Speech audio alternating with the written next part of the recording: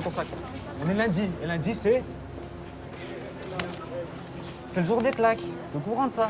T'inquiète pas, reste là. Reste là, oh. Si je te le rends pas, tu vas faire quoi? Hein? Qu'est-ce que tu vas faire? Vas-y, arrêtez là. Quoi, arrêter? Arrêter quoi? Reste tranquille là. Regarde, il est juste là. Viens le récupérer. Tranquille. Qu'est-ce que tu regardes? Toi, avance! Attends, reste tranquille, reste tranquille. Alhamdulillah. Alors ce genre de scène, alors nous désole, nous attriste, nous exaspère, nous dégoûte quelque part, malheureusement, et c'est le moins qu'on puisse dire. Alors j'adresse cette modeste intervention aux parents et ensuite aux plus jeunes. Alors aux parents, il ne faut pas oublier que vos enfants peuvent être victimes d'harcèlement à l'école et ils peuvent être auteurs d'harcèlement aussi. Alors ils peuvent être victimes et ils peuvent se replier sur eux-mêmes et pour X raisons, question de honte, de peur, de crainte, eh bien ils peuvent garder cela en eux sans le raconter ni au directeur, ni au professeur, ni à leurs parents, etc. Voilà pourquoi il est important de discuter avec ses enfants et ne pas se limiter à dire quand l'enfant rentre à la maison le soir, est-ce que tu as fait tes devoirs, est-ce que tu as une bonne note, c'est tout. Non, il faut discuter avec l'enfant et lui rappeler aussi, le mettre en garde en lui disant que tu peux être victime d'harcèlement. Ça se passe dans les écoles, donc fais attention. Si cela arrive, eh bien, il faut en parler, que ce soit au professeur, que ce soit aux parents, etc. Et ils peuvent être auteurs d'harcèlement aussi. Alors ça, il ne faut pas l'oublier, parce que un enfant ou un jeune peut avoir un double visage, même un adulte. Hein. Donc ici, il peut avoir le visage de l'enfant parfait, le jeune parfait, l'étudiant modèle devant ses parents, et un tout autre visage quand il se retrouve dans une ambiance, entre copains, etc. Alors, vous savez très bien que l'ambiance a l'influence positivement ou négativement. Et malheureusement, elle peut influencer négativement. Donc il faut savoir que l'enfant, notre enfant, peut être aussi auteur d'harcèlement. Il ne faut pas être trop protecteur de sorte que certains parents, eh bien, toujours veulent défendre leurs enfants, même si un professeur se plaint ou reproche quoi que ce soit à l'enfant, le parent arrive, non, non, mon fils c'est le meilleur, c'est le plus beau, c'est le parfait, c'est pas vrai. Non, il faut avoir un jugement équitable. Et il faut se souvenir que notre enfant aussi, eh bien, peut être auteur d'un harcèlement. Donc voilà pourquoi il faut mettre en garde nos enfants en leur disant que c'est quelque chose de blâmable, de mauvais, de malsain et que l'histoire nous le raconte. De toute manière, celui qui commet une quelconque injustice envers qui que ce soit, il le payera un jour ou l'autre. Et ça, on dit ça de façon générale. Et en tant que croyant, eh bien, cela va de soi. Tout simplement parce qu'on a de nombreux textes qui le rappellent.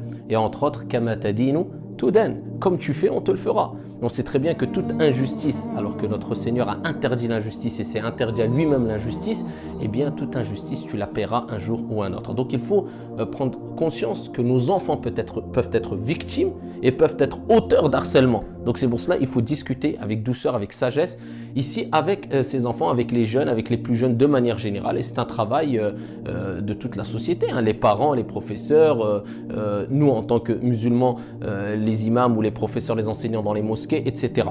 Et deuxième des choses, je m'adresse aux jeunes. Alors les jeunes, il faut qu'ils prennent conscience, comme j'ai dit précédemment, qu'ils le paieront un jour ou un autre. Tout harcèlement ou toute injustice que tu commets envers qui que ce soit, eh bien, tu le paieras un jour ou un autre. Et d'autant plus que il faut savoir que nous, qu'on le veuille ou non, eh bien, on a accès à l'éducation dans une ambiance plus que confortable. Alors qu'il suffit de regarder autour de nous, dans les quatre coins du monde, il y a des enfants qui traversent la jungle pour avoir accès à l'éducation et qui prennent des risques chaque matin alors qu'ils ont 10 ans, 11 ans, 12 ans. On l'a vu dans des documentaires et vous pouvez les voir sur Internet. Il y a des enfants qui marchent pendant 3 heures le matin pour avoir accès à l'éducation et après, quand il arrive à l'école, vous croyez qu'il a le confort comme nous on l'a ici?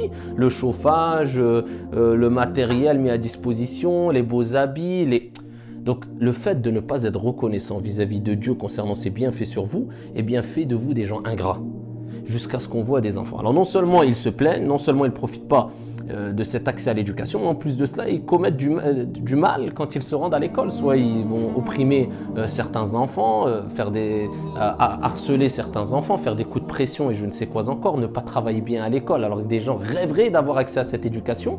Et en plus de cela, on voit même que le respect chez certains jeunes ont carrément et totalement disparu vis-à-vis de ceux qui leur enseignent la science. Alors toute science eh bien, est bonne à partir du moment où elle est bénéfique, est une source de lumière, que ce soit les sciences religieuses ou les sciences profanes. Alors on se doit de respecter celui qui nous enseigne la science, c'est la moindre des choses. Alors comment expliquer qu'il y a des enfants? Alors je parle même plus de l'irrespect à travers leur langage. Le fait de ne plus respecter le professeur, quand on s'adresse au professeur, on le tutoie comme si c'était un ami de je ne sais combien d'années, etc. On voit des enfants qui insultent des professeurs. On voit des enfants, et on a vu cela hein, dans certains documentaires, et ça ne touche pas que la France, hein, des jeunes qui vont jusqu'à frapper leur enseignant. Mais où va-t-on? Et ça, c'est un manque d'éducation énorme qui, je suis désolé, bien sûr que ça peut être pour X ou Y raison, mais qu'on le veuille ou non, là, la faute, elle est en partie ici aux parents. C'est que si l'enfant arrive jusqu'à vouloir frapper un enseignant ou insulter un enseignant, c'est qu'il y a un gros problème d'éducation à la maison et il faut se remettre en cause.